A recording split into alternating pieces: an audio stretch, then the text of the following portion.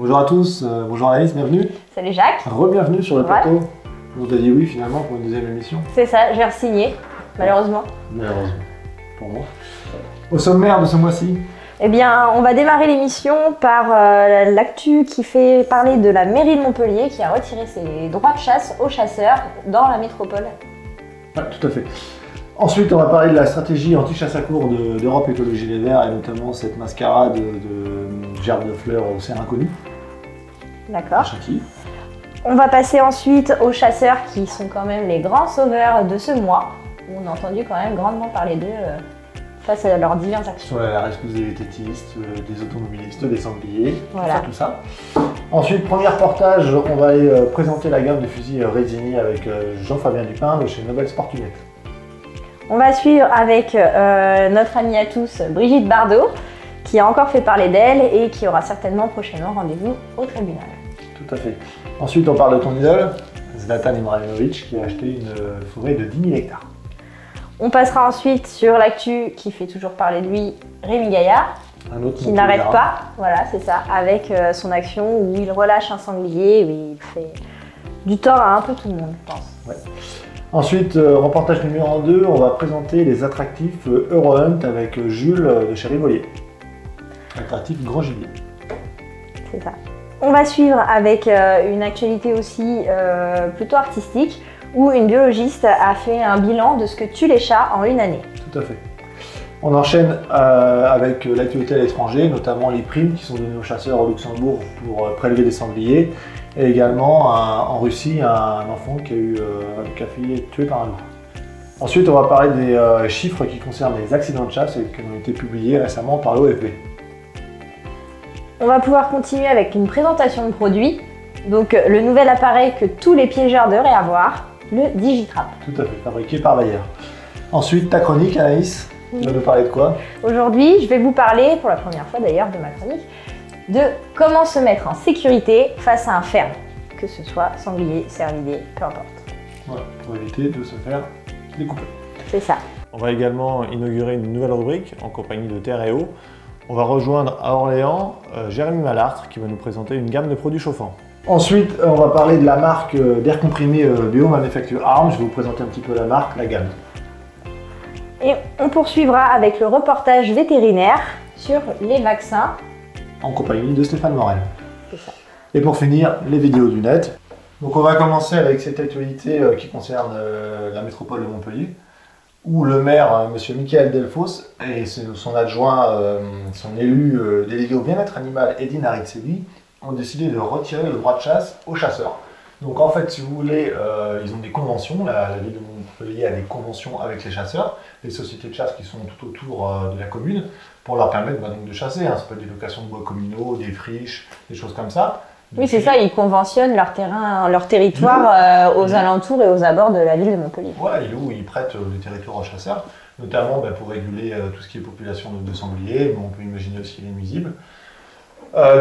Puisque le maire est écologiste et que M. Edine Aritsegui, lui, fait partie du Parti animaliste, donc ils l'ont dit, ils l'ont affirmé, ils ont des connivences avec L214, ils ont donc dit, nous, on retire le droit de chasse aux chasseurs.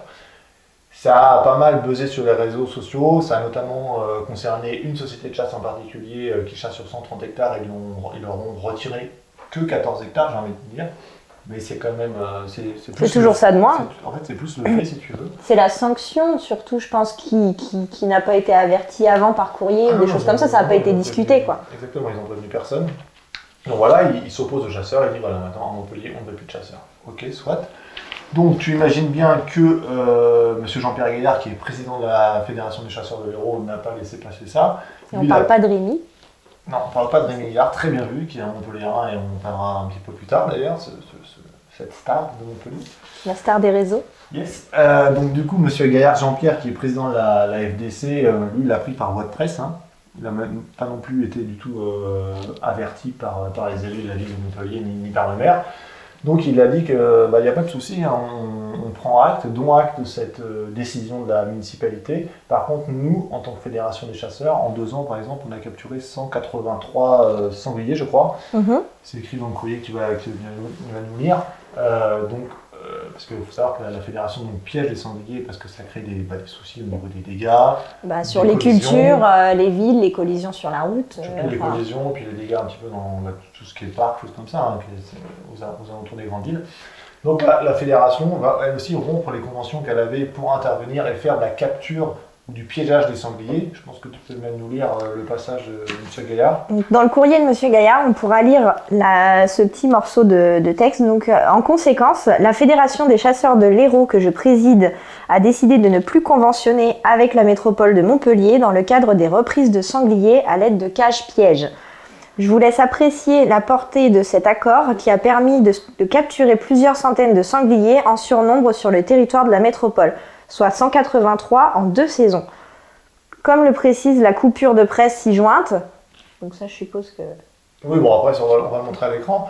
Voilà. Donc voilà, tu as dit le principal. Donc par exemple, la fédération a capturé 183 sangliers. C'est pas rien. Hein. Ah bah non, donc ça, c'est colossal. C'est un service gratuit que font les chasseurs. Donc ils ont décidé de s'en passer. Montpellier, c'est pas un souci, on va les laisser 1 an, 2 ans. On verra bien comment ça se passe. Il faut préciser, parce qu'il y a eu un peu aussi beaucoup de bruit de couloir, les chasseurs ont pensé que les conventions allaient être résiliées avec les 31 communes de la métropole de Montpellier, alors que absolument pas du tout. Chaque maire peut décider de faire ce qu'il veut avec les chasseurs. D'accord. Et ça n'a pas du tout été résilié dans aucune des communes. Oui, même je crois que Madame Cassard a tenu à renouveler et montrer son soutien aux chasseurs. Donc ça, c'est... Exactement. Bravo Madame Cassard d'ailleurs. Exactement, elle est maire du village de Pignan, hein, qui est une petite ville de 3500 à 4000 habitants. Et elle a dit non, il n'y a pas de souci, nous on a des très bonnes relations avec les chasseurs, on continue à avoir des conventions avec eux, et même nous on continuera à les soutenir. D'accord, c'est déjà très important que notre président des chasseurs, c'est ça, un président des chasseurs de l'Hérault, c'est ça, soutienne je voulais dire, c'était bien que le président de la Fédé soutienne ses... Putain! Voilà! Merde! Tu fais chier! Je te le demande depuis 20 minutes! Le camoulox! On va jouer, non, c'est pas le camoulox, c'est avec Marie-Ange Nardi, c'est Pyramide! On va aborder maintenant la partie la plus complexe, j'ai envie de dire, de ce Parlons-Chasse. Ça va concerner l'affaire du cerf de Chantilly. Donc tu en as forcément entendu parler. Ah bah ça a fait du bruit, ça c'est sûr, sur la toile, un peu partout d'ailleurs, on en a entendu parler. Donc ça s'est passé le 12 janvier dernier, il y a une chasse à courre en forêt de Chantilly. C'est ça. Donc l'équipage a mené un cerf. Le cerf, il s'est réfugié dans la ville. Il allait jusqu'au quai de la gare. Sur le quai et sur les voies, il s'est réfugié, il s'est couché sur les voies. Donc forcément, c'était en pleine journée, donc il y a eu des il y a de l'affluence, hein, il y a du monde de toute façon. Ouais, il y a du monde, le trafic ferroviaire a été interrompu pendant 2h30, les gens ont filmé, il y a eu tout un cinéma qui a été mis autour de ça, on s'en doute bien. Comme le prévoit la loi et comme le font maintenant tous les chasseurs à courre, l'animal a été gracié. On a appelé donc un vétérinaire, il y a les gendarmes qui sont venus évidemment. Il y a un vétérinaire qui est venu pour envoyer une fléchette hypodermique à l'animal pour essayer de l'endormir et après le renvoyer en forêt. Il a été fléché sur les voies et le temps que le produit fasse effet, le cerf s'est remis sur pied, il est parti en forêt. D'accord. Et après, il a été vu s'endormir du coup en forêt, en très bonne santé, ouais. Aucun souci. Donc, animal gracié, animal reparti en forêt. Voilà. Donc ça, si tu veux, c'était l'acte 1 de cette mascarade signée EELV, Europe Écologie Les Verts. Donc l'acte 2, maintenant, c'est arrivé le 21 janvier, donc une dizaine de jours après cette affaire. On a Madame Karima Deli, qui est députée européen Europe Écologie Les Verts, qui a décidé de rendre hommage au cerf de Chantilly, au cerf inconnu. C'est ça, le cerf inconnu qui est en parfaite santé. Voilà, donc le parallèle est abject avec évidemment, vous l'avez compris, le sanglier inconnu qui est enterré sous l'Arc de Triomphe, qui est mort pour la France. Ce cerf, il n'est pas mort, il est en pleine santé, donc c'est complètement... c'est déplacé, c'est irrespectueux envers les familles. Mais si tu veux, en fait, c'est une stratégie. C'est tout simplement une stratégie anti-chasse à courre que lentement mais sûrement Europe Écologie Les Verts est en train de mettre en place. Mais bien sûr, c'est de la manipulation pure et simple de toute façon. Voilà, une manipulation parce que déjà, rien que dans les termes, le champ lexical, si tu veux, employé par cette députée, on parle d'hommage, on parle de victime, on parle de poursuite. C'est vraiment, ça s'appelle des termes que tu peux mettre effectivement pendant la guerre. Hein, on peut les mettre sur tout acte répréhensible, mais je veux dire, à partir du moment où la chasse est autorisée, je veux dire, c'est fait pour stigmatiser la chasse à courre. Exactement, et puis de toute façon, ils ont respecté la loi. L'animal a été gracié, il s'en est sorti, enfin, il n'y a pas matière à faire un buzz là-dessus. Pas matière à discussion.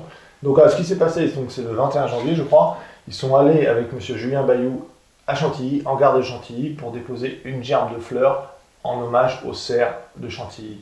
Ils étaient 5, grosse manifestation.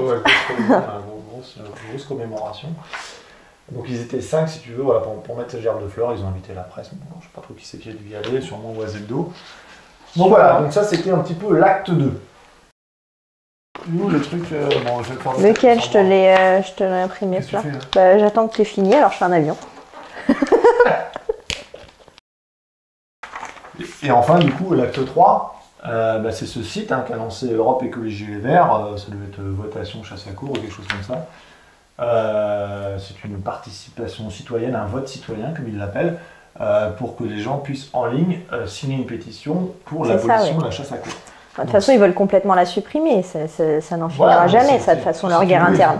Ils ont repris cet événement qui est un non-événement en gare de Chantilly.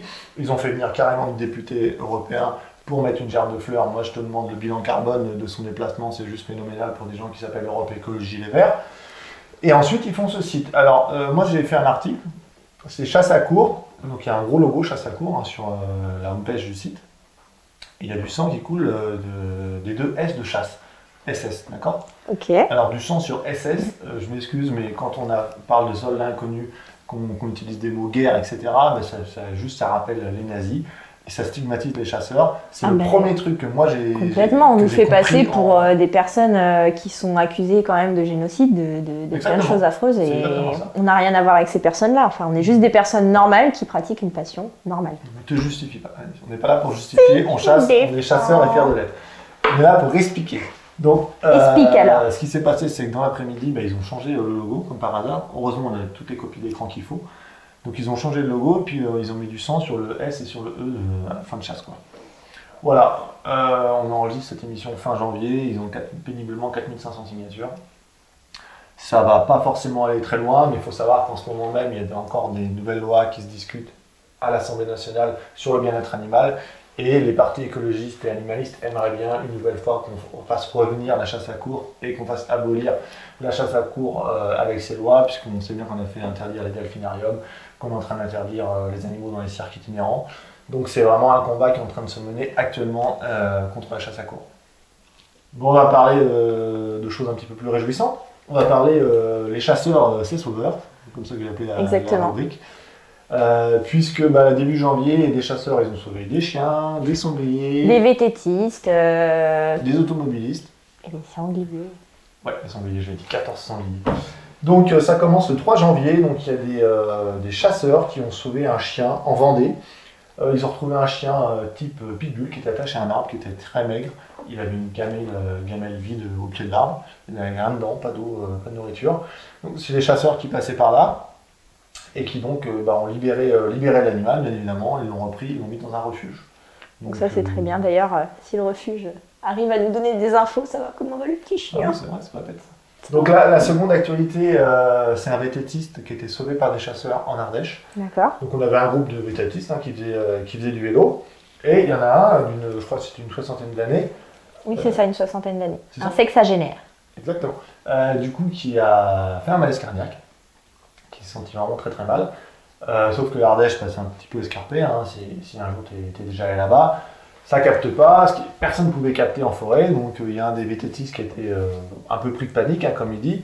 Ce qu'il fait, c'est qu'il est redescendu à toute vitesse pour essayer d'aller à un endroit où on capte ou trouver du secours. C'est ça. Il est tombé sur des chasseurs qui étaient en train de chasser ce jour-là. Les chasseurs sont allés, du coup, ils sont en 4x4, donc ils ont compris tout de suite sur quel chemin, ils connaissent forcément le secteur. Ils connaissent leur track, ils connaissent le secteur, le biotope, donc plus exactement. ou moins ils retrouvent. Donc ils ont foncé, ils sont allés récupérer le VT10 qui était déjà en état d'hypothermie parce qu'il faisait 3 degrés, c'était début janvier. Et ils ont redescendu donc, le VT10 dans le 4x4 et entre-temps, ils ont réussi à joindre, si tu veux, les secours. Les pompiers sont arrivés, ils ont même carrément balisé un petit peu la piste pour que les pompiers puissent les trouver tout de suite. Et du coup, ils ont pu être emmenés et la personne n'a pas été entre guillemets sauvée, mais du moins ses jours ne sont pas en danger, quoi. C'est ça, mais ça aurait pu être dramatique, donc bravo et merci à ces chasseurs solidaires.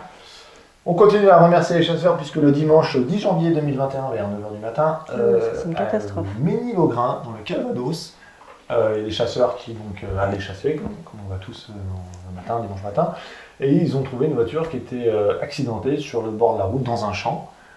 Donc ils se sont approchés et en fait ils ont vu un homme qui était là à côté de la voiture, là aussi en état d'hypothermie, qui avait été, donc c'était le conducteur qui avait été accidenté avec sa voiture, qui a réussi à quitter son véhicule, mais qui a perdu ou cassé son téléphone d'ailleurs dans l'accident, qui n'a pas pu appeler les secours. Et donc, il n'a même pas pu rejoindre, je crois, la route aussi, parce qu'il avait c'est à cause de ses blessures aussi, il avait du mal à remonter, quoi. Exactement, donc il était à côté de sa voiture, et c'est les chasseurs qui l'ont vu quand ils ont appelé les secours, et la personne a pu être emmenée par les pompiers à l'hôpital. Et enfin, pour finir ces actes de sauvetage, j'ai envie de dire, les chasseurs dans le Jura, ils ont sauvé, dans la commune qui s'appelle l'Étoile, ils ont sauvé 14 sangliers. Alors oui, effectivement, l'objectif à la base, c'était bien de les chasser, ces 14 sangliers. Sauf ce qui s'est passé, c'est que donc ils ont mis une troupe, une compagnie de 14 sangliers sur pied. Ils leur ont échappé, ils n'ont pas pu les tirer, les chiens sont partis derrière. Et les sangliers se sont retrouvés dans une espèce de réservoir d'eau entouré de béton. On mettra les photos. Tout ça, ça a sauté dans l'eau, sangliers plus chiens. Sauf que les chiens, ils ont pu être sauvés plus facilement, c'est plus léger, il y a les colliers, il y a tout ça, donc les chasseurs... Puis ils connaissent les chasseurs, donc ils les approchent facilement. Et tout à fait. Enfin, approcher un sanglier en panique, je veux le voir. Et c'est là que justement les chasseurs ne sont pas dégonflés, puisque donc tous les chasseurs de la CCA de ce jour-là, plus je crois les chasseurs des alentours, mais ils ont sauvé les 14 sangliers. Ils ont pris des cordes, des sangles, tout ce que tu veux, et donc ils ont sorti les 14 sangliers du réservoir. Ils ont redonné la liberté. Franchement, bravo à l'équipe parce qu'ils n'ont pas paniqué et ça devait être sacrément compliqué quand même comme situation. C'est clair. Après, voilà, en tout cas, moi je sais que c'est comme ça que je chasse. C'est pas de la chasse, tu vas pas tirer un sanglier dans le réservoir. Non, pas du tout. Et puis on le laisse pas non plus parce que ça aurait pu être justifié comme tel, mais au moins ils n'ont pas laissé la compagnie. Compagnie, je précise. Oui, parce que la harne de sanglier, c'est pas tous les jours. Ça n'existe pas. Donc bref, chasser, c'est prélever des animaux, mais c'est aussi savoir leur redonner la liberté et ne pas tirer. C'est ça. Bon, sur ce, je te propose qu'on lance le premier reportage qui va nous emmener donc, au stand de tir Le Rabot. Et Jean-Fabien Dupin va nous présenter une partie de la gamme des fusils Résini. Jean-Fabien, on se retrouve aujourd'hui puisque tu vas nous parler de la gamme Résini. Tout à fait. Comme on sait, on l'a annoncé sur Chasse Passion, Nobel Sport Unit est le nouveau distributeur de la gamme Résini depuis le début d'année. Tout à fait. Résini qui est un célèbre fabricant d'armes du Val Trompien en Italie, comme tout le monde le sait. Et on va se focaliser aujourd'hui parce que Résini fabrique essentiellement des armes lisses. Tout à fait. Un peu d'express peut-être. Exactement, des express, voire Kiplof. Ah, aussi des Kiplof, oui. Intéressant. Mais on va plus se focaliser sur redis-moi le terme en anglais. Les small actions. Les small actions, il me plaît ce terme. Autrement dit, les petits calibres. Donc on va parler des calibres 28 et 20 de chez Résini. Tout à fait. On a aujourd'hui 4 modèles. Exactement. Moi, ce que je te propose, c'est que tu nous présentes les 4 modèles. Et puis moi, après, je les prends un petit peu en main, puis je vois ce que ça donne, histoire de casser 2-3 plateaux. Avec plaisir. Si tu veux, je te prends la télécommande et puis je te remercie.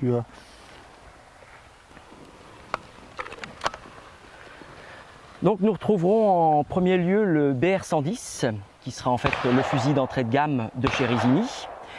Entrée de gamme même en éjecteur avec mobile choc, livré avec 5 chocs. D'accord. Le bois sera de bois de grade 2,5, c'est-à-dire un bois assez standard. D'accord. Vous aurez bien sûr un sélecteur de tir pour coup du haut et coup du bas, exactement, et la monodétente sélective. Nous serons sur une bascule acier. D'accord. D'accord.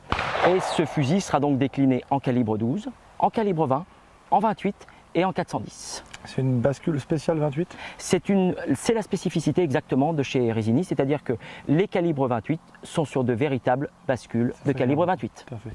Je prends un petit peu en main. Moi, j'ai eu un Resini qu'on m'a volé. Et j'adorais ces fusils parce qu'ils étaient tulipés. Exactement. Je sais qu'à l'époque, mais c'est vieux, ce que je te parle. Exactement. C'était à l'époque, il n'y avait pas beaucoup qui faisaient des tulipés. Il y avait Resini, Guerini. C'était un peu les deux qui faisaient ça. Du coup, je te propose de tirer un petit peu avec. Eh bien, tu me fais d'autres plateaux et puis voilà.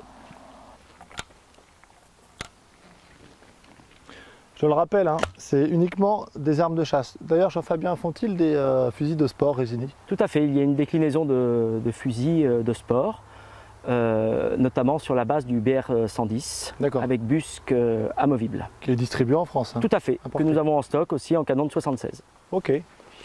Écoute, je te propose, tu m'envoies un petit A. J'ai l'étiquette, moi. Prêt? Pour me faire un petit handicap. Allez, hop.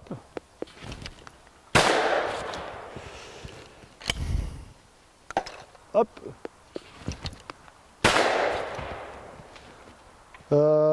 C'est des cartouches chargées, c'est des tunettes TP, elles sont chargées à combien celles-là? Tout à fait, elles sont chargées en 26 grammes. C'est souple, hein. Alors je ne sais pas si c'est le fusil ou la cartouche, mais moi je les trouve... L'association des deux. Ouais, ça va. En plus, bon, c'est pas des cartouches de sport, parce que tu. Alors là, non, attention, on n'est pas sur une. Nous sommes sur une TP effectivement, mais en calibre 28. Donc nous sommes sur du 21 grammes en nickelé.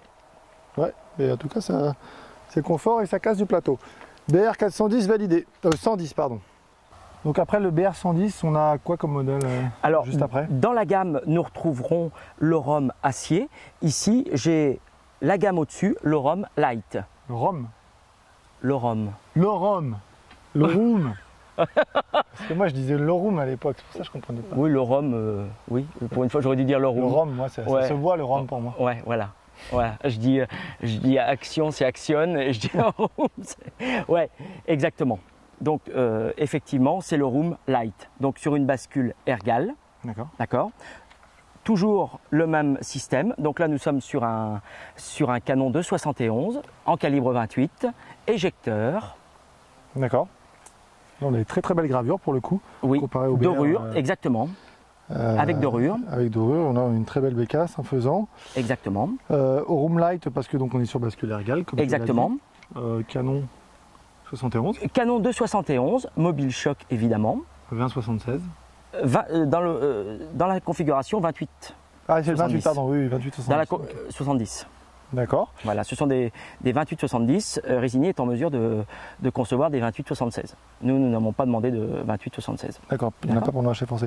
Là, on est sur une crosse demi-pistolet. Tout à fait. Quel est le grade du bois? Nous restons sur un bois de grade 2,5. D'accord, par contre, plaque de couche bois. Tout à fait. À partir de cette gamme-là, nous serons sur des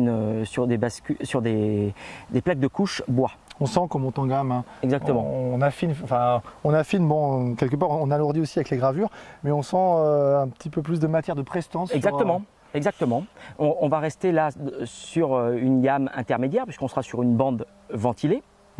Qu'on perdra ensuite plus sur les hauts de gamme. On sera aussi sur un levier à pompe pour le devant. D'accord, ok. D'accord. Très bien. On va changer un petit peu de trajectoire. Tu me fais un B, Jean-Fabien? Un B. Hop.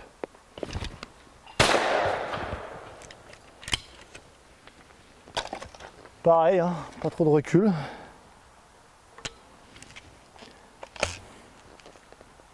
La même? Quand tu veux. Hop.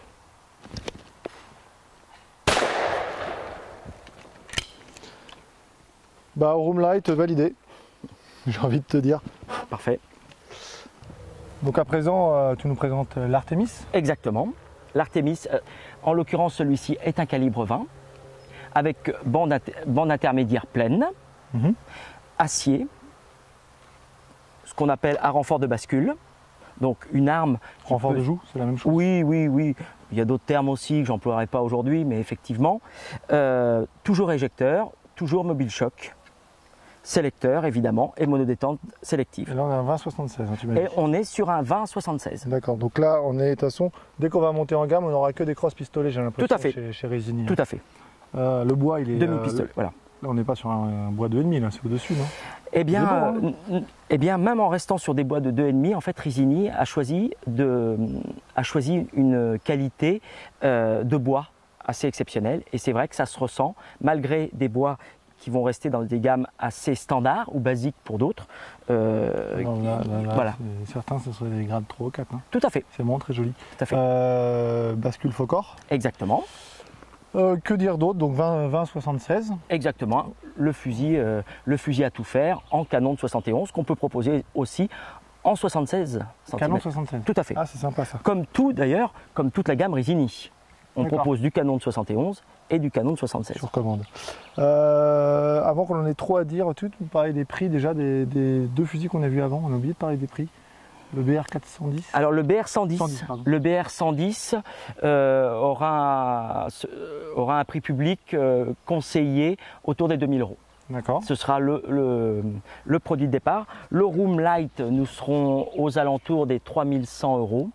Et ensuite, on passera dans la gamme des 4000 à 5000 €.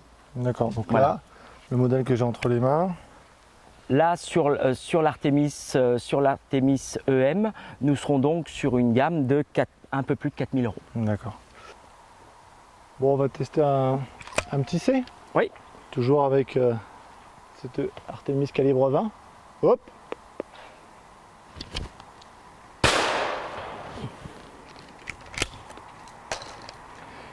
Ah ben comme il me va bien, on mettait un dé. On n'a jamais fait le dé. Surprise. Imagine qu'il fait droite-gauche. Hop. Ah non, pas du tout. On l'avait fait. Hop.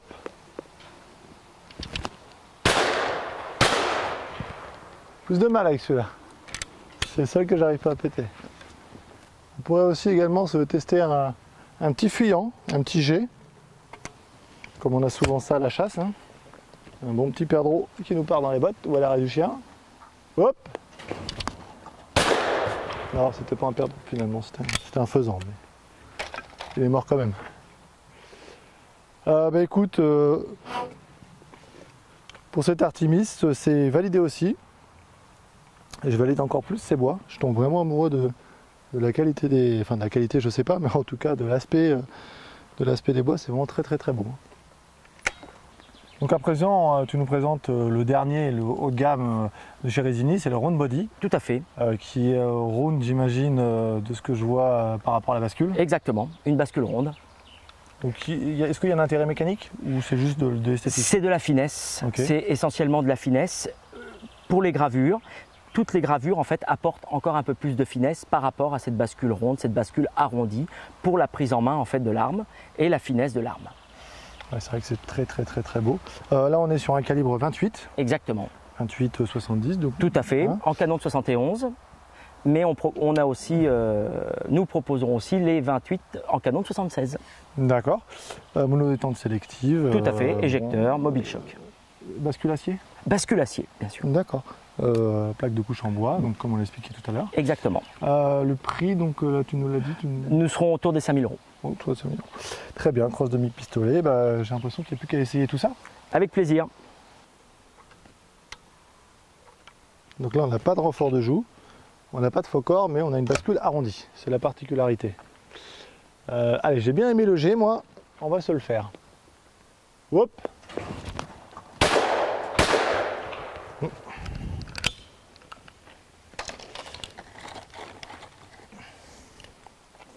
Ça arrive même au meilleur. Allez, on va se refaire le jet. Hop. Superbe. Oh, bien confortable celui-là aussi. Je vais être obligé de m'en acheter un petit 28 avec vos bêtises. Allez, un C. Mon cher Jean-Fabien. Hop.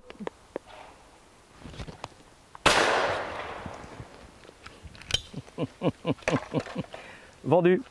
Vendu. Avec une remise alors. très belle arme.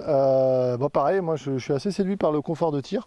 Après, je suis pas un chasseur forcément habituel au petit calibre, mais pour autant, avec une plaque de couche bois, des cartouches de chasse, donc quand même assez chargé, on va dire. Non, je trouve que c'est très confortable. Allez, on parle de Brigitte Bardot. Brigitte Bardot va se retrouver début février 2021 devant le tribunal parce que la Fédération nationale des chasseurs et Willy Schramm ont porté plainte contre elle en début d'année 2020. Donc il y a eu à peu près une année de procédure. D'accord.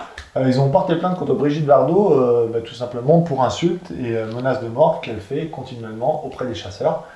On sait que notamment elle fait des éditos, hein. D'ailleurs tu peux nous le lire, elle a un édito sur son site. Hein. Je hais et méprise les chasseurs, ces sous-hommes d'une abjecte lâcheté, aux trognes d'ivrognes qui, déguisés en treillis militaires armés d'armes de guerre sophistiquées, s'en vont donner l'assaut aux humbles et innocents animaux de nos forêts qui n'ont pour seul délit d'être vivants et de servir de cible. Voilà, donc ça c'est les mots qu'emploie maintenant régulièrement Brigitte Bardot. Elle a également fait un tweet qui n'est pas vieux, hein, qui date du 6 janvier dernier, où elle dit bravo et vive les militants d'AVA pour leurs actions contre ces lâches qui s'en prennent par jeu et pour le plaisir de tuer aux cerfs et aux autres animaux. Il faut abolir cette barbarie que le virus nous débarrasse de ces sadiques. Voilà. Donc Brigitte Bardot veut qu'on meure, et ben ça tombe bien, elle va aller s'expliquer donc en février devant le tribunal correctionnel. Voilà. Bon Anaïs, je te laisse présenter cette actualité puisque tu me pompes l'air avec depuis le début que tu as vu le mot Zlatan écrit au sommaire. Qu'est-ce qu'il a fait, Zlatan? Alors Zlatan, déjà, si tu m'écoutes.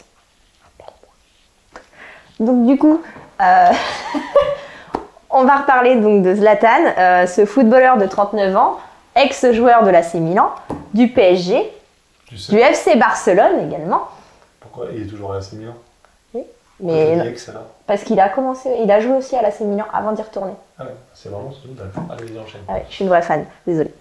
Donc effectivement, on a appris que Zlatan, grâce à ses millions d'euros accumulés, a pu faire l'acquisition d'une très belle propriété en Suède de 10 000 hectares pour essentiellement chasser, pêcher, se promener. Une forêt, c'est une forêt de 10 000 hectares. Hein. Oui, mais c'est aussi une propriété du coup. Oui. D'ailleurs, voilà. Zlatan va bien. Il va faire de la motoneige également, puisqu'il habite dans le même secteur, a priori, la même commune. Voilà. Donc c'est à l'ouest de la Suède, c'est pas loin de la Norvège, c'est dans la région de l'Arve ou de la Rège, je sais pas comment on dit. Moi non plus. Et donc tout simplement, Ibrahimovic, il a acheté sa liberté et on peut que le féliciter, c'est un passionné de chasse. Exactement. On a déjà parlé plusieurs fois sur Chasse Passion. Et moi je trouve ça très bien que quand on a les moyens, quand on voit la tournure que prennent les événements, que ce soit en France ou en Europe, de pouvoir acquérir ce genre de biens et de pratiquer sa passion. C'est en faisant n'importe quoi qu'on devient n'importe qui. Ça te parle? Oui, bah là on parlera pas de n'importe qui aujourd'hui. C'était ton idole, hein? C'était quand il faisait des vidéos marrantes. Ah si, le radar. Le radar. Le radar, ouais. Bon, ça c'était il y a longtemps. Il n'en a pas fait beaucoup de vidéos marrantes. Monsieur Rémi Gaillard, le Montpelliérain, qui est l'ami des animaux et qui s'est érigé en porte-parole, combattant de la chasse et des chasseurs, intervient souvent maintenant, notamment aussi sur Twitter, hein, comme Brigitte Bardot, c'est devenu son nouveau terrain de chasse à lui, pour critiquer la chasse, stigmatiser la chasse. Souvent il appelle d'ailleurs Emmanuel Macron à intervenir. Il adore quand il y a des accidents de chasse, c'est vraiment les informations qu'il reprend le plus souvent. Et il continue à faire quelques vidéos, dont une qu'il a publiée récemment, qui avait dû d'ailleurs, je pense, être tournée cet été, puisqu'il est en bras de chemise. Donc là, on voit M. Rémi Gaillard qui relâche un sanglier. Donc c'est forcément illégal, hein, ce qu'il fait. Donc il y a un sanglier qui a été piégé.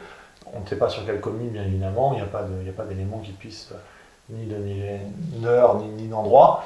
Mais on voit bien que c'est Rémi Gaillard. Il s'approche de la cage, il laisse repartir le sanglier. Je le rappelle, le piégeage du sanglier est totalement autorisé depuis le 2 novembre 2020. Il y a un arrêté qui est passé à ce sujet.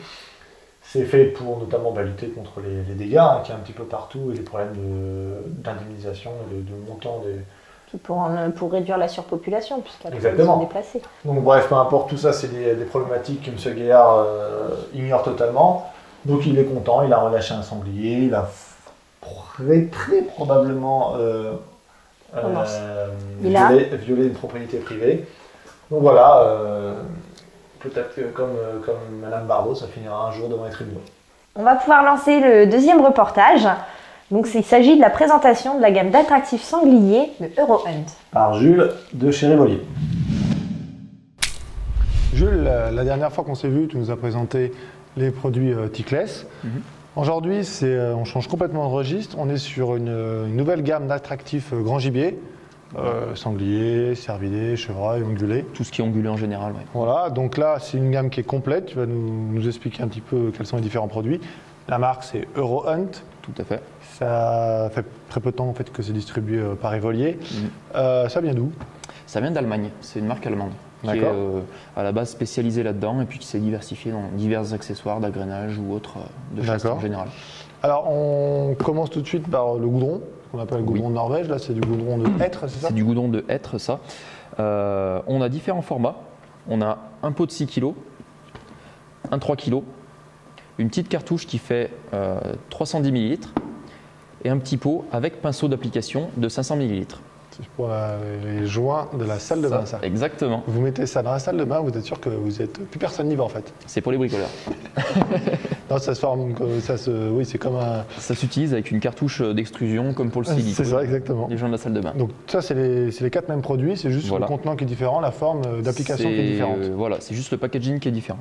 Là, on a ça pour les petites applications, les gens qui ne veulent pas trop se salir les mains.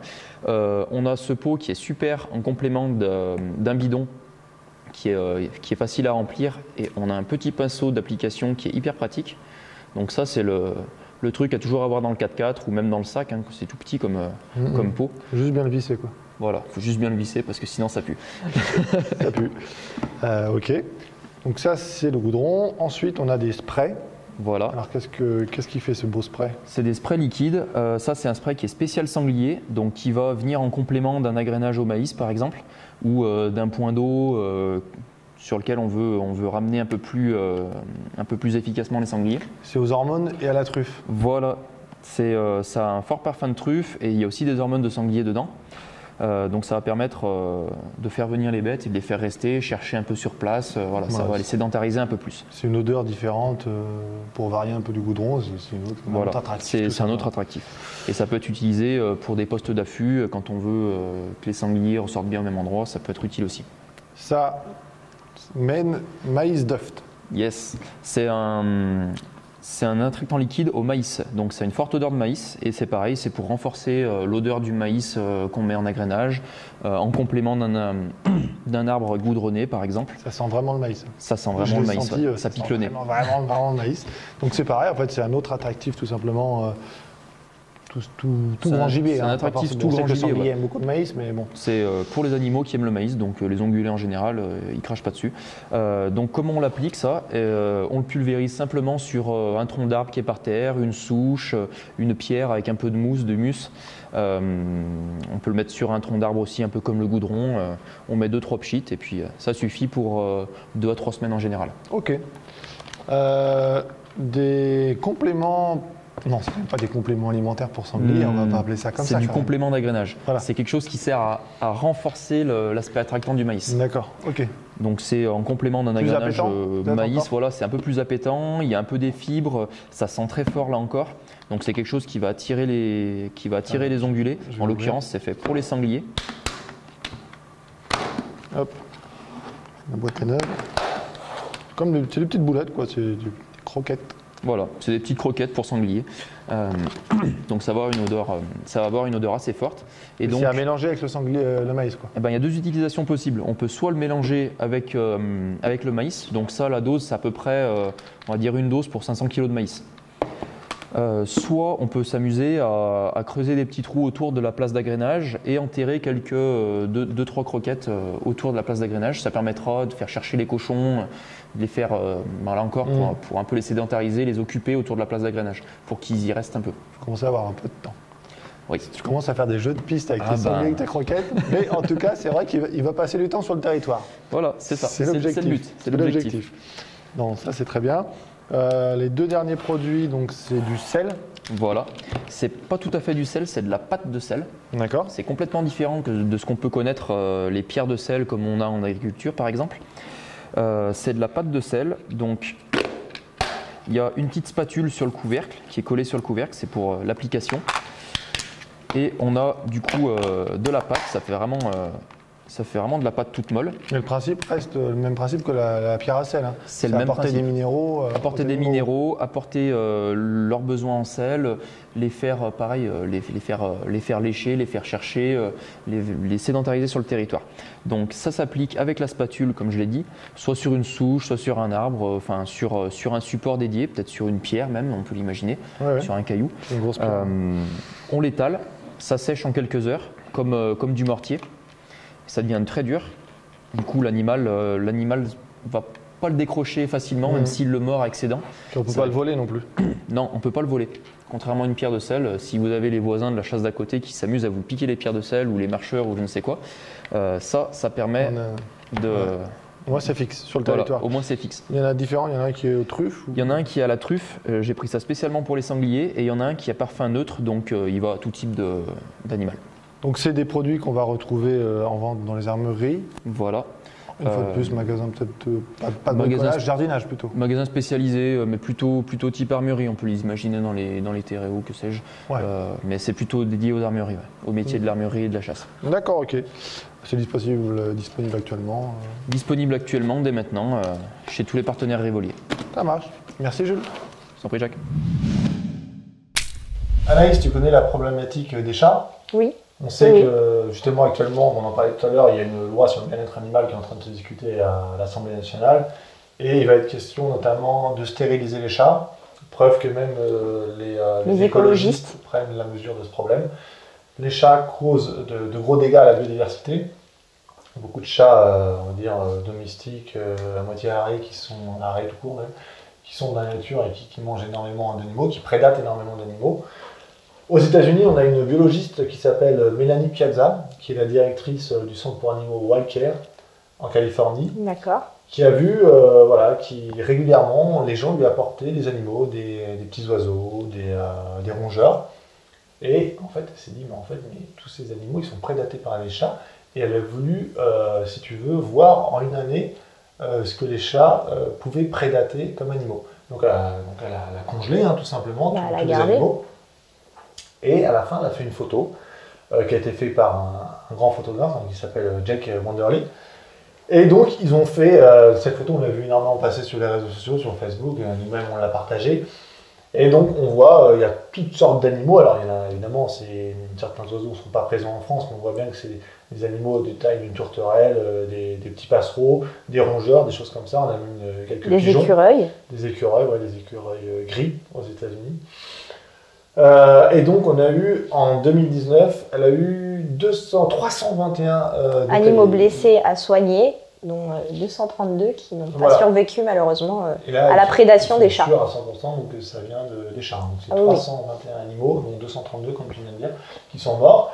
Et sa photo, donc elle a été présentée au Big Picture Natural World Photography de l'Académie des sciences de Californie, et elle a gagné. D'accord. Elle a gagné, si tu veux, il y a 7 concours différents par rapport à des thématiques différentes, 7 catégories. Et là, elle a gagné la relation entre l'homme et l'animal. Voyage. Ouais, c'est pratique. Effectivement, je voulais donc dire que nous allons voyager dans cette rubrique. Je t'emmène très loin, je t'emmène en voyage au Luxembourg. C'est pas l'île Maurice, mais c'est pas mal. Le bout du monde. Pourquoi le Luxembourg? On sait qu'en Belgique et Luxembourg, ils ont été très impactés par la peste porcine africaine. Ils en sont très bien, quasiment débarrassés. Je ne saurais pas dire s'ils ont été déclarés indemnes. Je sais qu'il y a beaucoup de pays en Europe qui ont été déclarés indemnes. D'accord. Belgique, Luxembourg, je ne suis pas sûr. Nous, en France, c'est le cas. On n'a pas eu de cas d'ailleurs. Pour autant, c'est pas quelque chose qui est totalement définitivement disparu. Donc, le gouvernement du Luxembourg, qui avait mis en place il y a 1 an et demi les primes pour les abattages des sangliers, a décidé de reprolonger jusqu'au 31 octobre 2020 ces primes. D'accord. Alors concrètement, tous les chasseurs qui vont tuer un sanglier qui fait moins de 30 kg, ils vont toucher une prime de 50 €. Et tous les chasseurs qui vont tuer des sangliers de plus de 30 kg, ça ne t'arrivera jamais ça. Non, ça déjà rien que même un ragoton, si, à la course. Ah d'accord. Bon, et c'est 100 € quand tu tues un sanglier de plus de 30 kg, donc c'est des sommes importantes. C'est motivant pour les chasseurs aussi. C'est improbable en France, mais au Luxembourg, qui est un pays quand même beaucoup plus petit, qui fonctionne un peu différemment. Ils ont les moyens. Ils ont les moyens, donc voilà, ils incitent les chasseurs à aller chasser. Ça a aussi l'avantage de réduire... Et à réguler. est régulé pour, ça va aussi réduire le montant des dégâts, parce qu'eux aussi ils ont des problématiques de dégâts de gibier. Donc voilà, pour forcer, pas forcer, mais inciter voilà, les chasseurs à prélever, voilà, ils ont des primes. Et du coup, moi je voulais que tu nous parles un peu plus d'une des actualités qui est passée. Ça s'est passé en Russie, avec un enfant. J'avais oublié d'en parler. Voilà. Oui, alors c'est à l'ouest de la Russie. C'est ça. Tu me confirmeras. En fait, c'était... à Sindor, exactement. Je connais bien Sindor, j'y ai passé 15 jours, je me rappelle, en vacances. Avec les doigts de pied, ça va Nickel, ne va plus. Donc, en fait, on voit un enfant, hein, c'est filmé de nuit par les caméras de vidéosurveillance de la maison. Il y a un enfant qui se promène, il y a beaucoup de neige, et on voit un loup qui s'approche. On voit que l'enfant, je ne sais pas quel âge il peut avoir, peut-être 5-6 ans. Ouais, c'est ça, 5-6 ans, sachant qu'en plus, l'ouest de la Sibérie, enfin de la Russie, en fait, justement, ça Sindor sur la Sibérie. J'ai vu que ça veut dire que, sachant que l'espérance d'âge n'avait pas plus que 6 ans. Non, pas encore. Donc du coup, donc on voit bien que l'enfant voit le loup, se cache derrière une congère, un tas de neige si tu veux, et on voit le loup qui rôde, hein, qui se jette pas non plus sur l'enfant, mais le loup rôde. Il devait l'avoir inventé. Ah bah c'est sûr. Et alors est-ce que c'est les parents pour une raison X ou Y, ou est-ce que le chien s'est détaché? Il y a le petit chien de la maison qui sort, on voit la caméra, il se jette sur le loup. Si vous avez du son, c'est pas très agréable à entendre, on voit que le loup tue le chien. C'est ça. Mais l'enfant en profite pour revenir sain et sauf. Donc clairement, sans le chien, il y a... Il y a très peu de chances que l'enfant ait survécu. Je suis pas du genre alarmiste, je vais pas dire que ça arrive en France, mais voilà, le loup, c'est ce qui nous pend au nez, clairement. Il y a des dangers avec le loup. Aujourd'hui, c'est des problématiques qui sont au niveau de l'élevage. Mais pourquoi pas... L'expansion du loup aussi dans certaines zones de France. On sait que l'année dernière, en Italie, il y a eu des soucis d'attaque de loups. Voilà, donc ça s'est passé en Russie. Du coup, Jacques, il y a une actualité dont tu voulais nous parler, surtout un fait plutôt réel, contrairement à nos détracteurs de ce qu'ils avancent comme information. Donc c'est la diminution des accidents de chasse. Ouais, c'est ça, c'est les chiffres qui ont été publiés par l'OFB récemment. Donc il y en a qui concernent la campagne de chasse 2017-2018 sur les accidents, on va dire, corporels. On voit que la chasse, elle arrive en 1, 2, 3, 4, 5, 6, 7e position en termes d'accidentologie, hein, tout confondu. Hein. Alors, je ne te parle pas d'auto-accident ou d'accident avec les autres, hein, c'est accident confondu. C'est 4%, ça représente 4% hein, du graphique qu'on a sous les yeux. Donc voilà, c'est pour expliquer qu'il y a les sports de montagne, notamment les sports aquatiques qui sont très dangereux, très accidentogènes, et pour autant il y a moins de pratiquants. Donc c'est pas l'objectif de ces stats, et pourquoi je vais en parler sur Parlons Chasse, c'est pas pour dire que la chasse n'est pas dangereuse. De toute manière, je serai toujours le premier à dire qu'un accident, c'est un accident de trop, qu'il soit corporel ou pas. Évidemment, quand on parle de décès, et on va en venir juste après, c'est juste dramatique et rien ne peut expliquer et justifier de tels accidents. Mais si tu veux, plus ça va, plus en 2021, ça va être encore une année qui va être on va être encore plus montré du doigt que les années d'avant. D'ailleurs, Bérangère Abba a rencontré il n'y a pas très peu de temps Willy Schran et les membres de la FNC à ce sujet. Ils ont discuté de la sécurité à la chasse. Donc, on est dans un monde qui veut laver plus blanc que blanc. Il faut que les réseaux sociaux mettent le doigt sur le moindre accident. On ne peut pas dire l'inverse. Chaque accident est à prendre en considération et est grave. Mais voilà, il y a des sports qui sont beaucoup plus d'accidents et on n'en parle absolument pas. Sauf que nous, c'est la chasse. On est pointé du doigt. Et du coup, voilà, c'est important de dire que il y a quand même des sports où il y a plus d'accidents. Ensuite, on a des courbes qui parlent des accidents du coup mortels. Là, je ne vais pas encore revenir dessus. C'est évidemment, il y a Morgan King qui a été tué au mois de décembre, un jeune anglais. C'est juste absolument totalement dramatique. Je serai toujours le premier à le lire et la Fédération nationale aussi. Sauf que d'après l'OFB, on voit qu'en 21 ans, on a baissé le nombre d'accidents de 71%. Tu te rends compte ? Est-ce que tu penses qu'il y a d'autres sports comme ça, d'autres loisirs où ils ont une telle baisse importante du nombre de morts? Je pourrais même pas le dire. Non, mais il y a peut-être des stats qui existent, mais en fait, aujourd'hui, le but, c'est pas de dire qu'on est les meilleurs, que la chasse n'est pas dangereuse. C'est qu'on est 1 million de participants. L'année dernière, il y a eu, la saison 2019-2020, il y a eu 11 morts. Sauf que c'est en 21 ans, donc depuis 99-2000, les stats qu'on vous montre à l'écran, il y a 71% de décès en moins. Donc c'est une courbe. Après, selon les années, tu en as plus ou moins,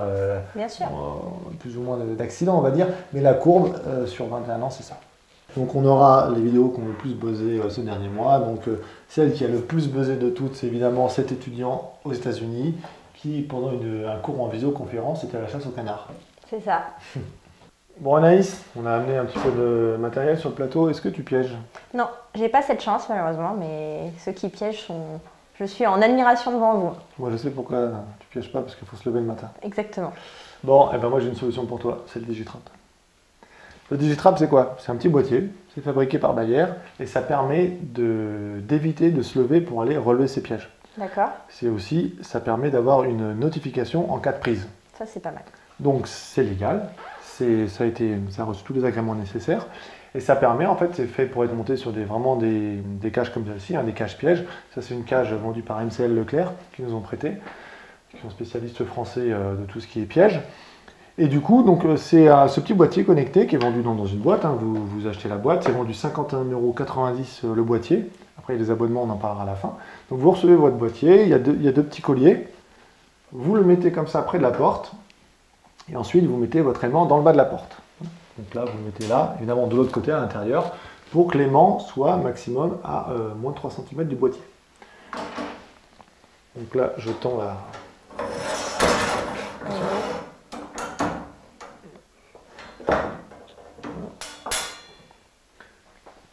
Donc là, tu vois, on a tendu le piège.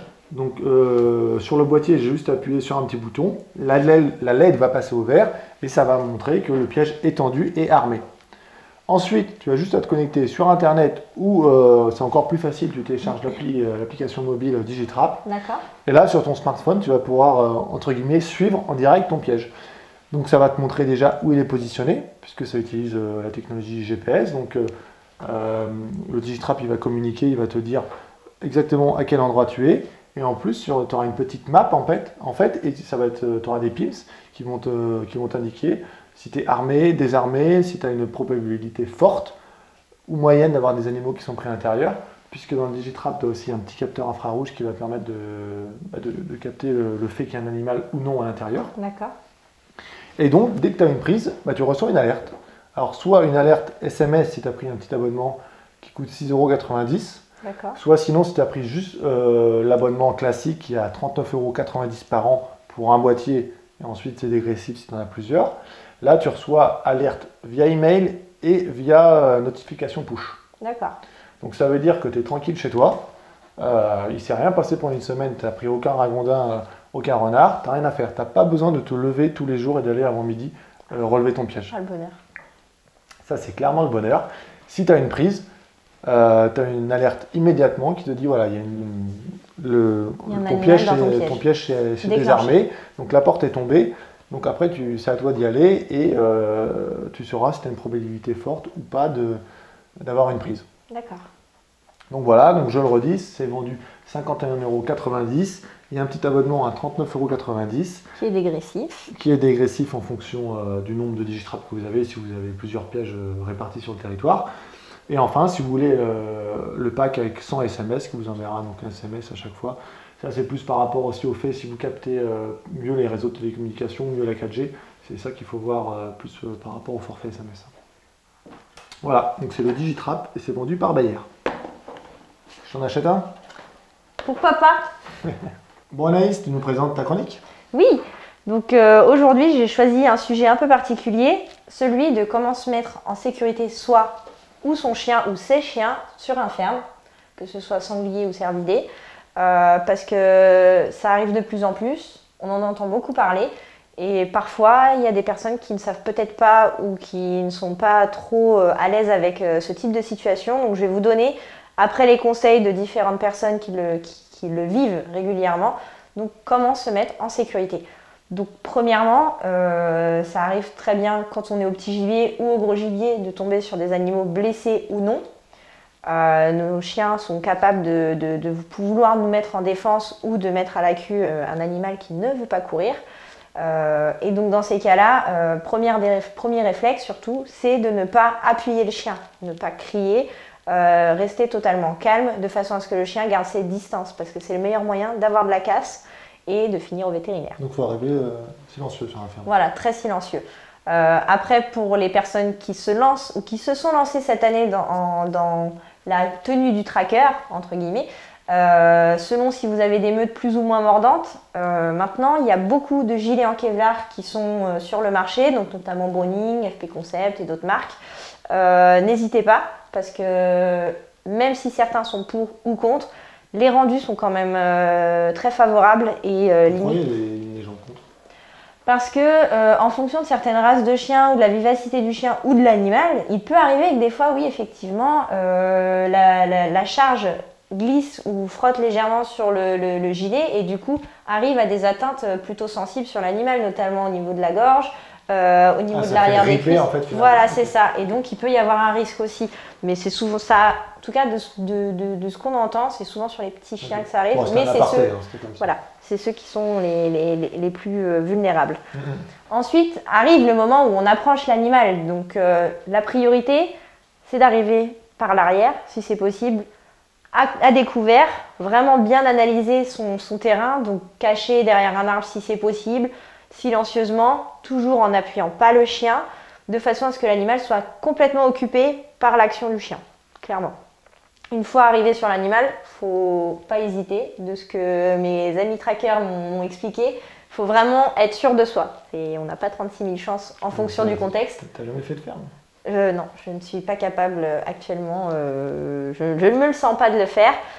Et ça, justement, c'est un vrai conseil à donner, c'est quand on ne sait pas faire, on ne fait pas dans la vie. Voilà, c'est ça, c'est si on ne le sent pas, on n'y va pas, parce que ça ne vaut pas le coup pour la beauté de la chasse d'aller risquer sa vie ou celle de ses chiens. Donc vraiment, voilà, quitte à être accompagné de quelqu'un qui a plus d'expérience, ne surtout pas hésiter, et au moment du coup où vous allez prendre en main l'animal qui ne veut pas courir en tout cas, n'hésitez pas. Vous y allez et après, reste plus qu'à le servir de la plus noble des façons qui puisse l'être à vos yeux ou dans la situation. Ou à la carabine, s'il n'y a pas les c'est ça, en fonction de la situation. Voilà pour ces infos. Si vous avez d'autres questions, n'hésitez pas. Vous pourrez les mettre en commentaire ou les signaler. Surtaxé. Non, mais n'hésitez pas à mettre des commentaires ou poser d'autres questions parce que c'est vrai que ça peut arriver. Et on essaiera entre guillemets de poser la question à des personnes qui sauront vous répondre au mieux. Merci Anaïs et bravo. Allez Anaïs, maintenant il est temps de retrouver Jérémy à Orléans pour Terreo qui va nous présenter une gamme de produits chauffants. Bonjour à tous, moi c'est Jérémy, je représente l'entreprise Terreo à travers les réseaux sociaux. Donc aujourd'hui je vais vous présenter une veste, la veste Hit, la Acti Hit de chez Stag Hunt.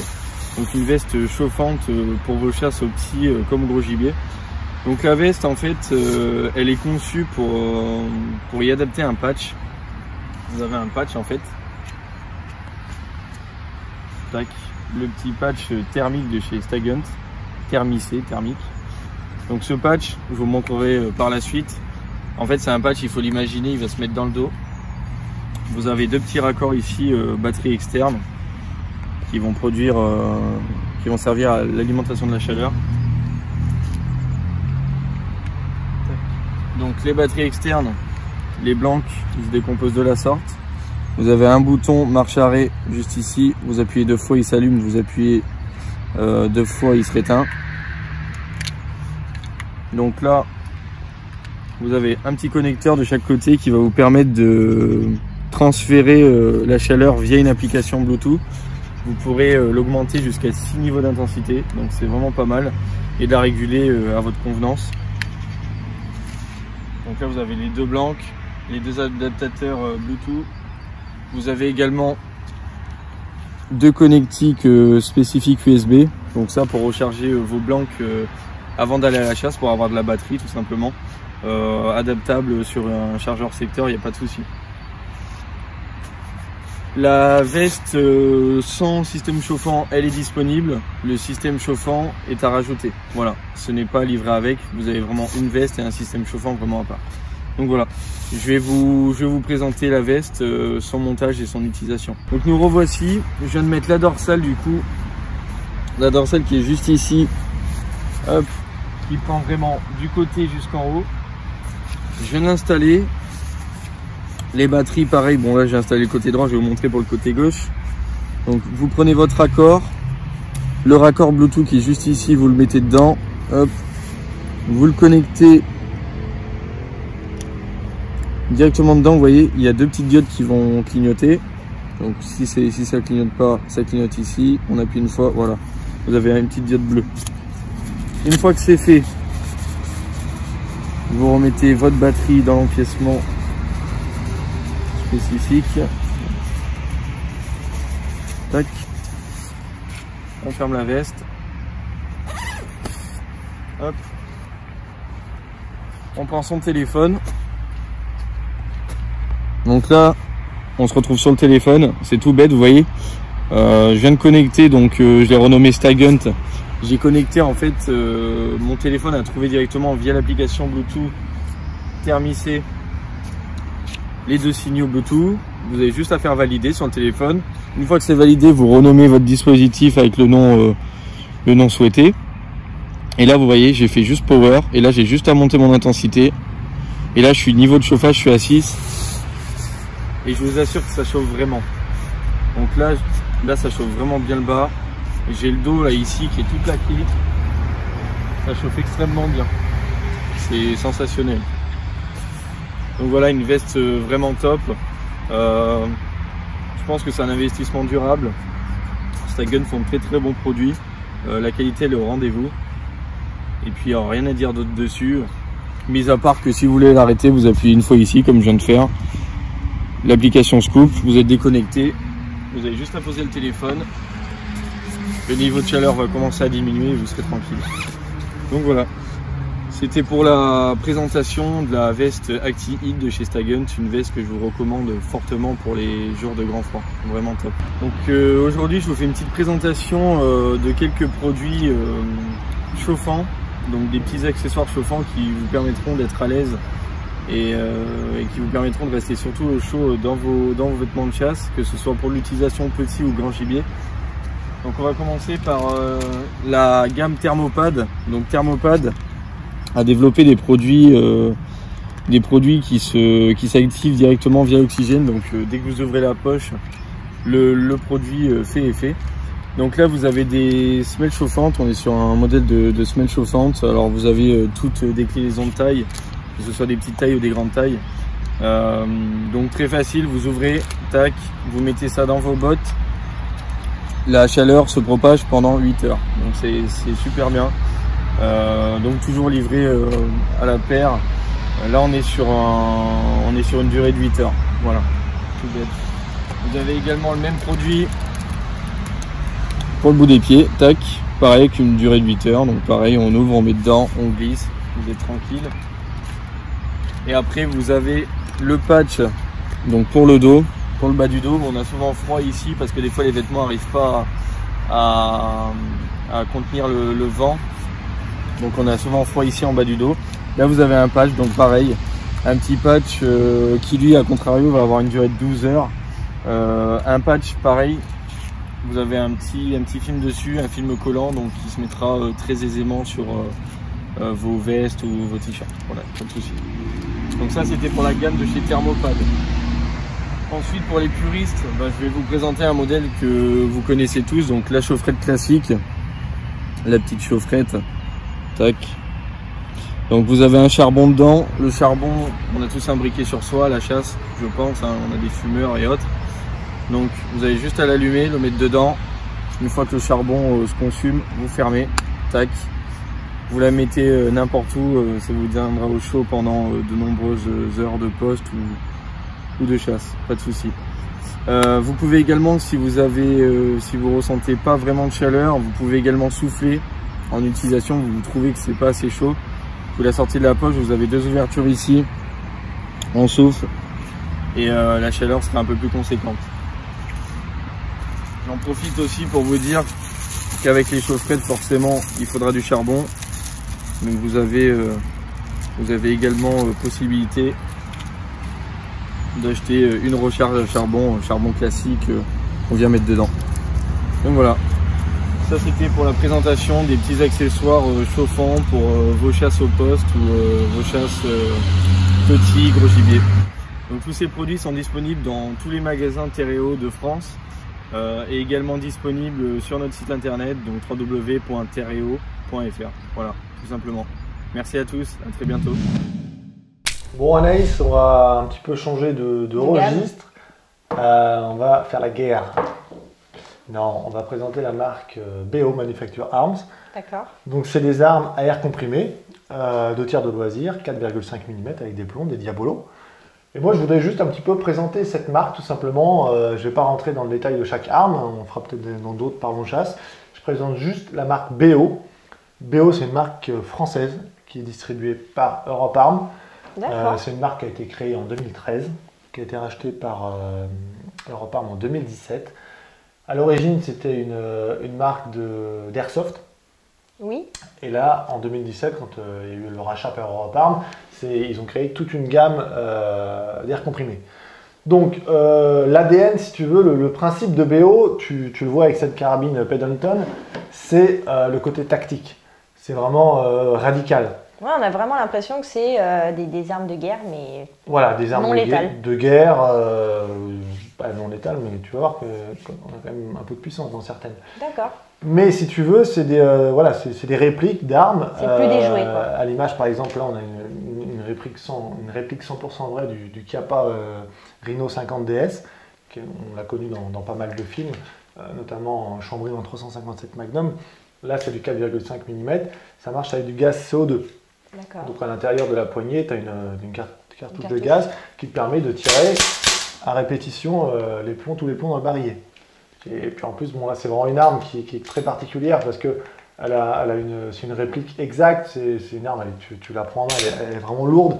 Elle est assemblée en Italie. C'est vraiment une arme pas exceptionnelle, mais il y a très peu d'armes qui ont ce réalisme, si tu veux, en air comprimé. Ouais, c'est vrai, c'est pas mal fait. Donc voilà. L'idée c'est quand même d'avoir des armes assez radicales, bon, pour les jeunes ou les moins jeunes qui font du tir, du plinking, des choses comme ça, du tir sur cible et qui aiment bien créer tout un univers, hein, si tu veux, autour du tir sportif. Évite de me tirer dessus, on va finir l'émission. Donc on a décoiffé. C'est petit ça. Donc là sur cette Pendleton par exemple, tu as mon ami, ils ont mis une très bonne lunette Lancer Tactical qui est une marque distribuée aussi par Europe. On a un bipied, tu vois la spécificité, tu vois bien, déjà un peu, on a des crosses type AR15, c'est-à-dire qui peuvent se régler en longueur. On a par exemple un modèle Quantico où tu peux régler le busque, la hauteur du busque. D'accord, vraiment comme des vrais snipers ou des vrais là tu peux changer toute l'ergonomie de ta crosse, la hauteur, la longueur, tout. On a des rails Picatinny, type Picatinny, hein, c'est pas la marque Picatinny, mais c'est des rails de 21 mm qui sont partout sur l'arme pour notamment pouvoir y mettre des optiques. Là, tu vois, on a un bipied qui te permet de faire du tir sur cible un petit peu plus précisément. On a de toute manière sinon des organes de visée aussi. Si on ne met pas d'optique, des organes de visée avec de la fibre optique. Après, voilà, tu peux rajouter des points rouges. C'est vrai que les utilisateurs s'amusent. La lunette, elle est à moitié infrarouge. Non, mais après, tu peux rajouter plein de choses. Hein, si tu veux. Non, mais oui, il y a un point rouge là. Donc, tu as notamment aussi ce Langley Silencer, donc ce pistolet, tu vois, avec silencieux intégré. C'est un des pistolets les plus puissants du monde en air comprimé. Donc là, ça marche avec un ressort. Il monte jusqu'à 10 joules. 10 joules, ça commence à être vraiment pas mal. Hein. Pour de l'air comprimé, ouais, ça n'a pas l'air de rigoler.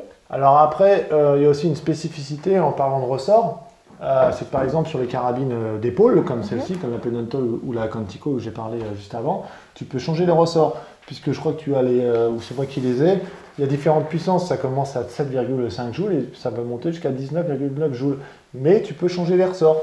Tu vois, donc tu achètes cette carabine en 7,5 joules et parce que c'est interchangeable, on peut l'incrémenter, la modifier. Voilà, par exemple, tu veux l'acheter pour faire plaisir à un enfant, donc ça peut aller à un ado, et puis en grandissant, tu vas acheter des ressorts. Les ressorts, ça doit valoir 15 €, ça vaut vraiment pas cher, et tu peux augmenter la puissance de ta carabine. D'accord. Donc là, ce que tu as dans les mains, c'est le Biman. Donc ça, c'est le pistolet entrée de gamme, on va dire, chez BO. Je crois qu'il fait 89 €, tu vas me le confirmer. 85 exactement. 85 €, donc franchement, 85 €, tu as une arme qui est hyper réaliste. avec on y croirait, quoi. Des PU, des plastiques haute densité, super qualité, tu l'armes, tu as un piston, tu mets ton plomb, tu as un pistolet qui fait 3,72 joules. Voilà, pour moi c'est vraiment des très belles armes. Faut aimer l'air comprimé, tous les chasseurs n'en font pas, mais on sait qu'il y en a pas mal. Mais même les non-chasseurs, il y a beaucoup de passionnés de tir, mais pas forcément de chasse. Voilà. Là, devant, tu as une série spéciale du Kappa, du Rhino 50 DS. Ah oui, putain. Donc là, tu as un barillet d'une couleur spéciale, tu as des impressionnant. organes de visée en fibre optique. Ouais, si, c'est pas mal. Ouais, on se fera une petite séance si t'es sage après l'émission. Et j'en profite parce que je te vois un petit peu manipuler les armes. On la considère toujours chargée et tu ne vises jamais personne. Tu vois, moi par exemple, j'ai évidemment pas chargé mon arme et il n'y a pas de plomb à l'intérieur. Tu vois. Oh, Benjamin. Qu'est-ce que t'as fait? Oh, Benji. Faut appeler les pompiers là? Oh, déconne pas, compose le 911. On n'est pas aux States. C'est vrai. Allez, c'est le moment de faire l'instant réto avec Stéphane Morel. On va parler des vaccins des chiens de chasse.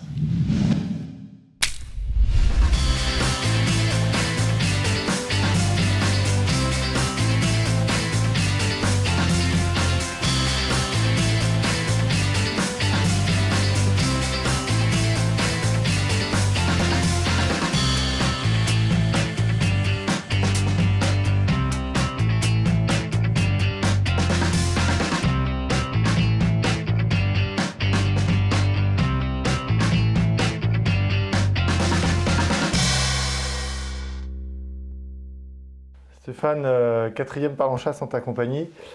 J'aimerais qu'on parle aujourd'hui des vaccinations sur les chiens. Et je te propose un petit peu comme fil conducteur, c'est de voir quels sont les vaccins à partir de 2 mois quand on réceptionne éventuellement son chien à la maison durant toute la vie du chien. D'accord. Alors, lorsqu'on reçoit le chien à 2 mois, normalement déjà là, il y a une chose qui est obligatoirement faite, c'est l'identification. Hein, ça c'est obligatoire. La puce, hein, c'est ça? La puce électronique. Alors c'est vrai que généralement ça va de pair avec une vaccination, c'est au même moment, donc les chiens avant de partir, on leur fait leur premier vaccin. Mais donc il faut retenir qu'à 2 mois, au moment où on l'obtient, le chiot doit avoir son premier vaccin.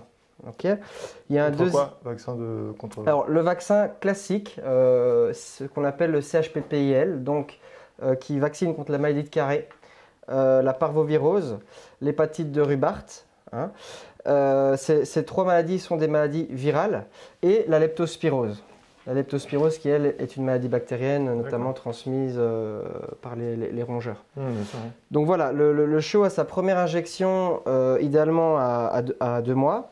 On refait 2 injections de primo-vaccination à 3 et à 4 mois. Okay. Donc ça, c'est en général le nouveau propriétaire, le propriétaire du chien. Qui le fait. Okay. Voilà, sauf s'il prend son chien à 5 mois. Ouais, voilà. À partir de là, on a fait la primo-vaccination. Donc il faut vraiment penser que la première vaccination se fait en 3 injections. Ce n'est pas encore des rappels. Hein. Et une fois que tout ça a été fait, on fait le premier rappel, ça c'est du coup les nouvelles normes, à l'âge d'1 an. Avant, on faisait 1 an avant le 3e vaccin. Désormais, on le fait à l'âge d'1 an. D'accord, ok. Donc le chien a 1 an, il a son premier rappel et après, ce sont des rappels tous les ans. Donc ça, c'est des maladies courantes qu'on rencontre partout et qui nécessitent la vaccination pour sauver la vie du chien. Après, il y a évidemment la vaccination contre la rage qui est une grande... souvent, les chasseurs ont envie de la faire. Même si oui, moi j'encourage toujours de vacciner son chien contre la rage en plus, c'est toujours ça de plus comme protection pour l'animal. Il faut savoir que la rage aujourd'hui il n'y en a plus en France. Hein. Donc le chien mordu par un renard il ne va pas faire la rage. Le chien qui va développer la rage, c'est un chien qui va être mordu par un autre chien qui a la rage et qui a été par exemple importé d'une région hors de l'Union européenne. Comme petite question, s'il est mordu par un renard qui a la gale? Qui a la gale. Ouais. Les gales, généralement, les gales sont assez propres à leur hôte. Hein, donc, il y a la gale du chat, la gale du chien.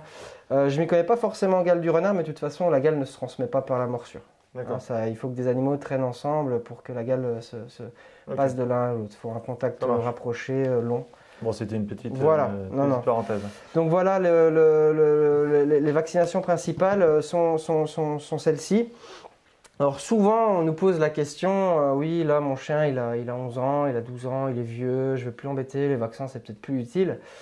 Eh bien, aujourd'hui, hein, on vit une pandémie, on sait ce que c'est. Et aujourd'hui, si on a tous des masques et si on est tous dans des situations un peu particulières, c'est parce qu'on n'a pas de vaccin.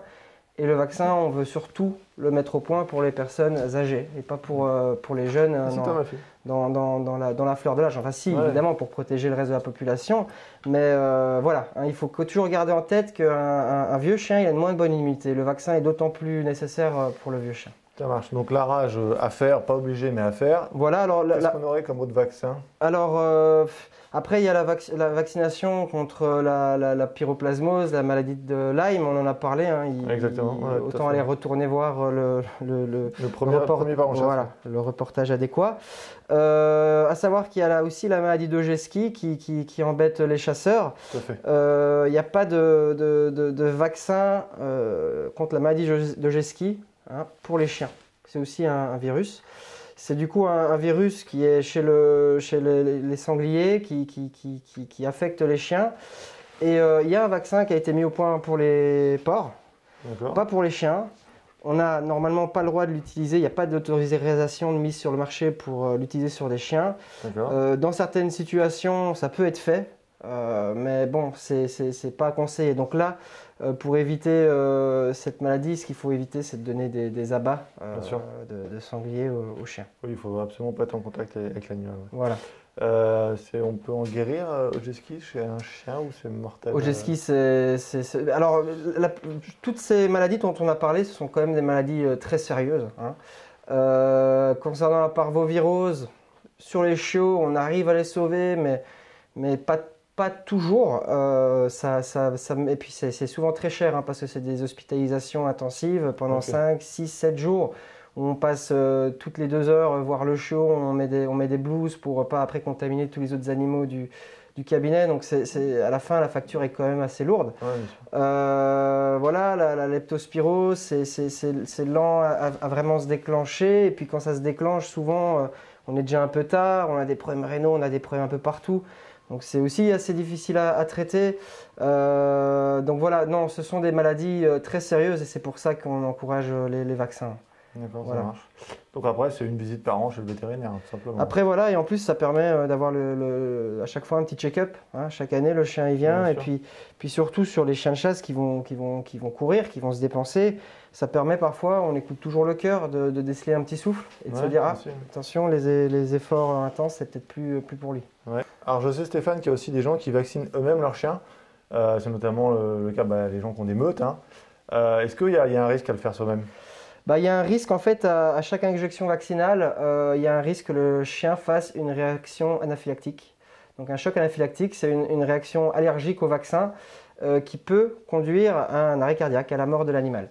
Donc c'est pour ça en fait que quand on fait la vaccination du chien, on injecte le vaccin et puis le chien s'en va. Non, on examine aussi le chien, on discute un peu avec le propriétaire, savoir comment ça va. On encode un peu ce qu'on a pu observer sur l'ordinateur. Ensuite, les gens vont retourner à l'accueil, vont patienter 2 minutes, le temps que la secrétaire ait fini son coup de fil pour régler. Et en fait, tout ça, ça fait partie d'un processus quand même un peu voulu pour que l'animal passe ses 15 premières minutes après le vaccin dans le cabinet. Parce que le choc anaphylactique ne va pas se déclencher 3 jours après. Il se déclenche vraiment dans le quart d'heure qui suit. Et du coup, on a le chien sous les yeux et quand il y a un problème, il est encore là, on est là et on peut intervenir tout de suite. Quand on fait un vaccin sans vétérinaire, il n'y a personne qui pourra gérer le choc. Ok, ça marche. Bon, écoute, merci beaucoup Stéphane et je te dis à très bientôt dans Parlons Chasse. Eh bien, avec plaisir, au revoir.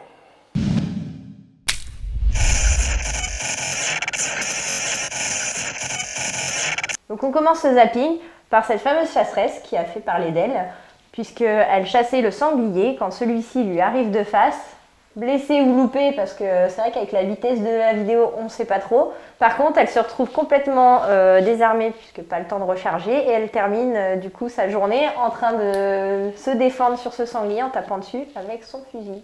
Et en criant. Ah oui, ça oui. Cette fameuse chasseresse qui a fait parler d'elle,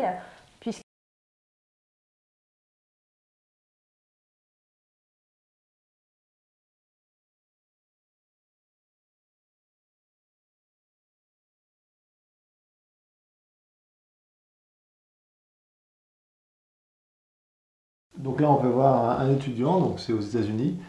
Ils sont énormément en distanciel et donc ils suivent en visio les cours, hein, comme un petit peu en France dans les enseignements supérieurs.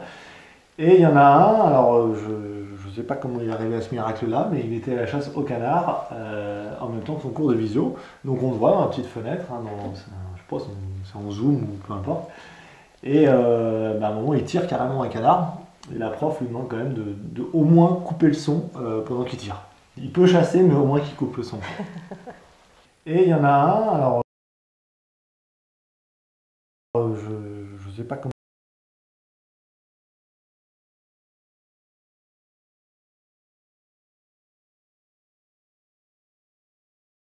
il est arrivé à ce miracle-là, mais...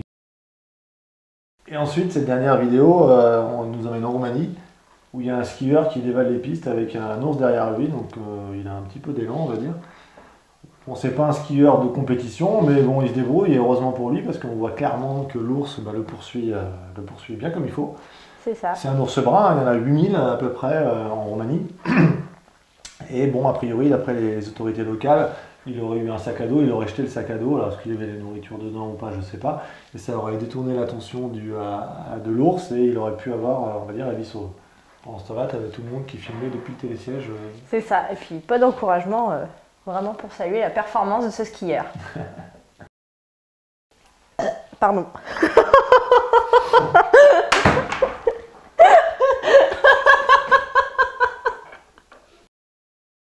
Ça y est, l'émission est terminée. J'espère que ça vous a plu. Ça passe tellement vite le temps avec toi. C'est magnifique. C'est magnifique. C'est On va merveilleux. en faire une deuxième. Moi. Allez, merci à tous de nous avoir suivis. Je vous dis au mois prochain dans Parlons Chasse. À bientôt. Et n'oubliez pas, les likes en bas, les commentaires, on les lit, on répond. On s'abonne et on se revoit bientôt. Salut!